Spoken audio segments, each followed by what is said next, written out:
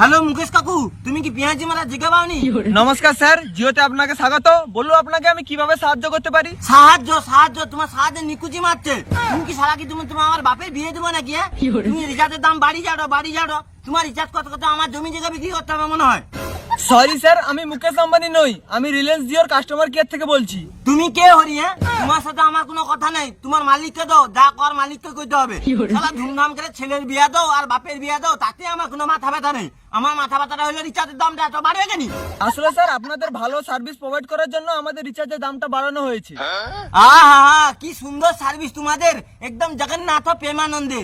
তোমাকে রিচার্জ বাড়ি না, আমার একদিন 72 লক্ষ টাকার বিচিটাও বিক্রি করতে হবে। সরি স্যার, আপনি মার্জিত ভাবে কথাবার্তা বলুন, না হলে আমাকে কলটা ডিসকানেক্ট করতে হবে।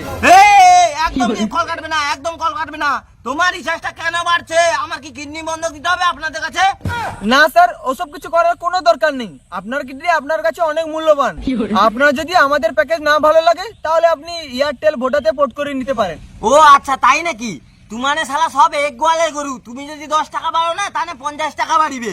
ঠিক আছে স্যার, আর টেনশন করবেন না, আমাদের রিচার্জের দাম আর বাড়বে না। সঠিকভাবে আমাদের জিওতে রিচার্জ করুন আর জিওর আনন্দ উপভোগ করুন। না, তুমি ভাবলো কি করে তোমাকে রিচার্জে এত দাম বাড়ার পরেও আমি রিচার্জ করব?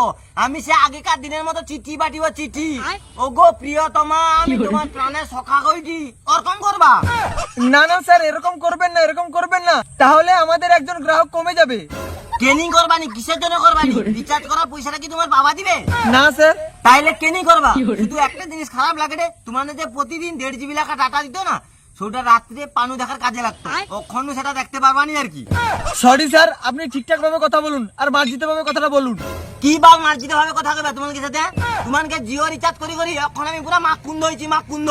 শালা প্রথমে ফ্রি রিচার্জ দিয়ে আমি একটা ভিডিও দেখার নেশা ধরে দিছো, অথবা নাই ভিডিও দেখলে আমি রইতে পারিনি। এখন 1000 টাকা রিচার্জ হলেও আমাকে রিচার্জ করতে হবে। শালা আগে 2014 সাল ভালো থাইলা, 10 টাকার ক্যাশ কালেছি কিনা সারা মাস কথা কইছি।